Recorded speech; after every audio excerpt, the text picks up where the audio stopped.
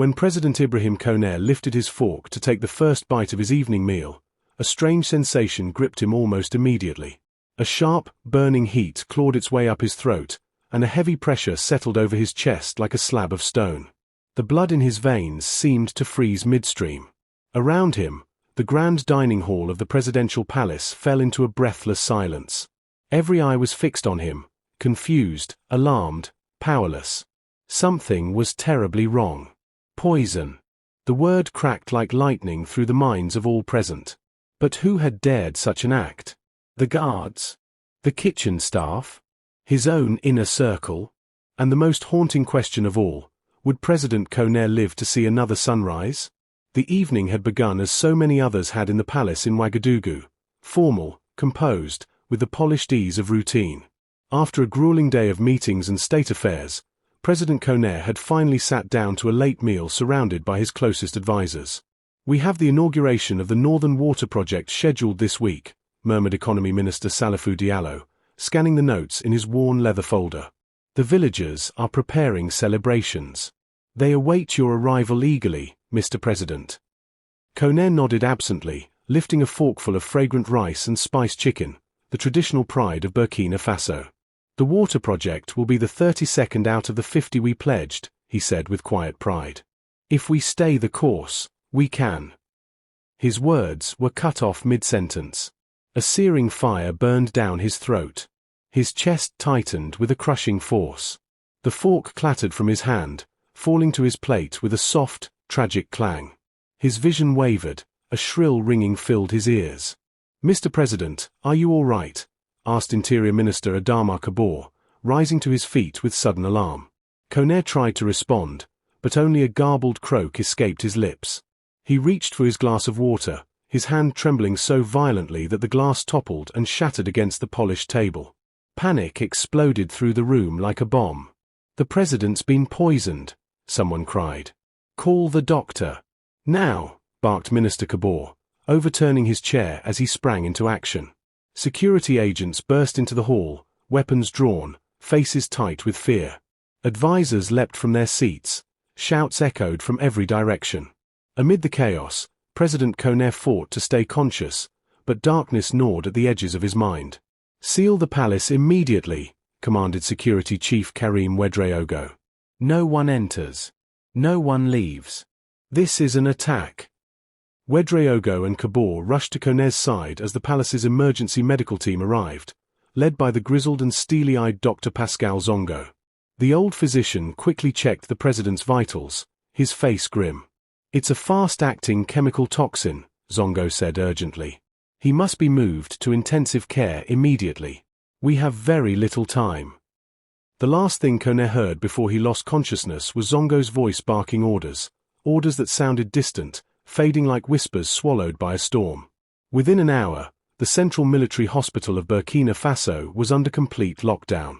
Heavily armed soldiers lined the corridors. In a sealed room at the hospital's core, President Kone lay connected to machines that beeped and hummed in a fragile rhythm, each sound a thread tying him to life. Outside, news had already broken like wildfire. Thousands gathered outside the hospital gates, lighting candles, chanting prayers. Across social media, the hashtag #PrayForKone surged to the top of worldwide trends. Anger seethed in the streets. "It's foreign agents. They couldn't control him, so they chose to kill him," roared some protesters. "No," others cried back. "It's the traitors among us, vipers in the palace itself." The nation hung in painful suspense as its young leader hovered between life and death. Inside the hospital, grim-faced ministers huddled in a tense meeting outside the operating room. "What's the situation?" asked Prime Minister Amadou Diop, his voice tight with emotion. "Critical, but is holding on," replied Dr. Zongo, displaying a scan report. "But the poison, it's not amateur work. It's highly advanced. Lab results are still pending, but we know one thing, this wasn't a random act." "This was a professional hit," muttered Security Chief Ouedraogo, his fists clenched at his sides. "And it had to be an inside job." "We must keep the peace," said Diop firmly. "If we let panic spread, the entire government could collapse overnight." "But we must begin the investigation immediately," said Kabore, his eyes blazing. Everyone is a suspect. Guards, advisors, even us. A heavy silence swallowed them. Trust had become as fragile and dangerous as a bomb primed to detonate. Who will investigate? Asked Diop grimly. The palace police? Military intelligence? Ouedraogo shook his head. No. All our forces are compromised. We need someone from outside. Someone with no loyalty to anyone here.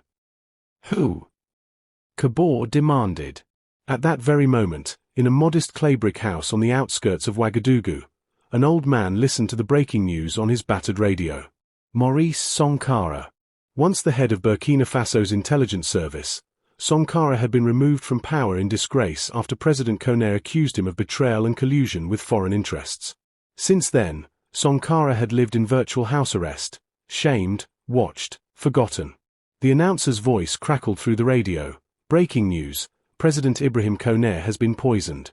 His condition is critical. Sankara leaned back in his chair, closing his eyes. The irony was bitter. His phone rang suddenly, breaking the silence.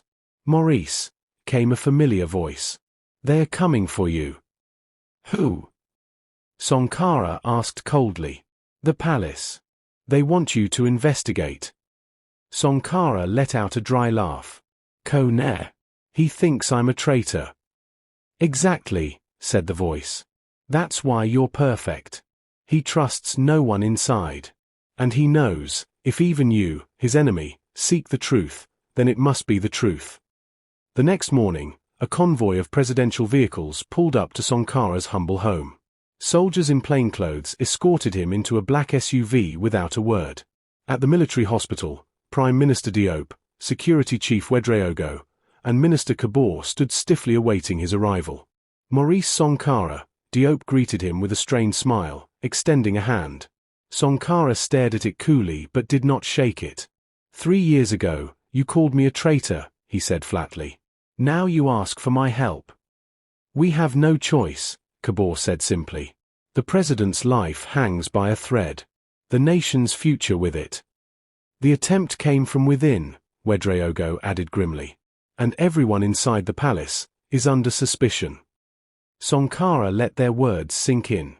Part of him wanted to walk away. Let them suffer as he had suffered.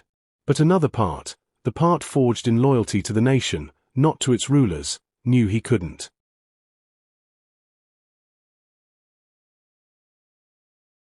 This investigation will reveal truths you might not like, Sankara said, his voice low and sharp. Are you ready for that? We are, said Diop quietly. Whatever it takes. As Sankara was led inside to be briefed, a chill wind stirred the hospital flags. Outside, thousands continued to pray, to rage, to hope. The clock was ticking. A predator had struck at the heart of the nation. And now, the hunt was on. But this was a sinister attack, not something to be taken lightly. Sankara straightened his jacket, his sharp eyes locking onto each man standing before him. Very well, he said finally, his voice cold but controlled. I will uncover the truth, not for him, he paused meaningfully, but for the nation. A heavy silence fell over the corridor, broken only by the distant hum of medical machines keeping President Ibrahim Traoré alive. Sankara turned on his heel without another word, walking down the hallway with the confidence of a man who had nothing left to lose. Within hours, Sankara had taken command of a secret investigation team composed of handpicked agents, none of them directly linked to the palace or government ministries. His first order, to secure the entire kitchen staff and food service personnel for intensive questioning. Every pot, every ingredient, every dish served that night would be analyzed. Even the plates and cutlery were confiscated. Meanwhile, a cold fear gripped the palace. Ministers whispered behind closed doors. Advisors slept with one eye open. Even loyal guards who had served the president for years now looked at one another with suspicion. Betrayal could wear any face, friend, servant, even family. Back in the hospital, the president's condition fluctuated between stable and critical. Dr. Zongo worked tirelessly, administering counterpoisons and experimental treatments. Ibrahim Traoré drifted between brief flashes of consciousness and darkness. In his fevered dreams, He saw visions of betrayal, smiling faces hiding sharpened daggers, cheers masking sinister plots.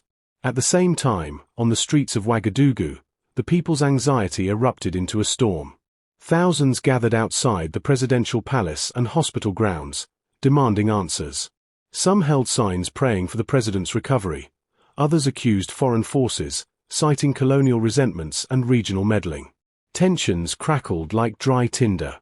Inside a secure investigation room lit by a single overhead bulb, Sankara sat across from the palace's head chef, a middle-aged woman named Fatou Dembélé. Her hands trembled as she recounted every moment of the evening's preparations. "I swear on my life, everything was fresh," she cried. "We inspected the meat. We prepared everything ourselves." "You prepared everything yourself?" Sankara asked sharply, leaning forward. "No help." Fatou hesitated. Sankara caught it immediately. "Speak." "There was a new assistant," she whispered. "A boy, maybe 20 years old. He came highly recommended from the Ministry of Hospitality. They said he was loyal." "Name?" Sankara demanded. "Ismail," she replied, voice quivering. Within minutes, orders were dispatched to locate the young man, but Ismail had vanished. No record of his exit, no sign of his presence outside the palace walls. It was as if he had never existed. Sankara's mind raced. This wasn't merely a personal vendetta or palace intrigue. This was something deeper, something orchestrated with terrifying precision. Whoever had sent Ismail wasn't just aiming for one man. They were trying to decapitate the entire leadership of the nation. Back at the hospital, alarms blared as President Traoré's heart monitor began to spike. Dr. Zongo and his team fought to stabilize him as a new wave of toxins surged through his system. It was clear now, the poison had been engineered to act in stages, ensuring that if the initial symptoms didn't kill him, the delayed effect would. Desperate, Sankara ordered a full chemical analysis from an independent laboratory outside the country, trusting no one within the capital. He also began a shadow investigation into the Ministry of Hospitality, where the mysterious Ismail had supposedly been cleared. What he uncovered sent a chill down his spine. Several high-ranking officials in the ministry had received sudden deposits into offshore accounts just days before the assassination attempt. Millions of CFA francs transferred through a labyrinth of dummy corporations and shell accounts.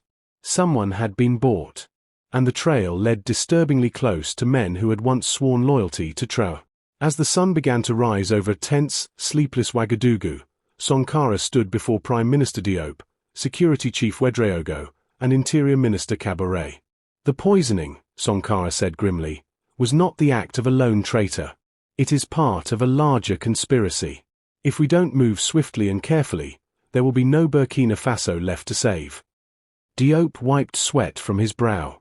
"What do you propose?" "First," Sankara said, "we need to find and capture this Ismail alive. He knows who sent him.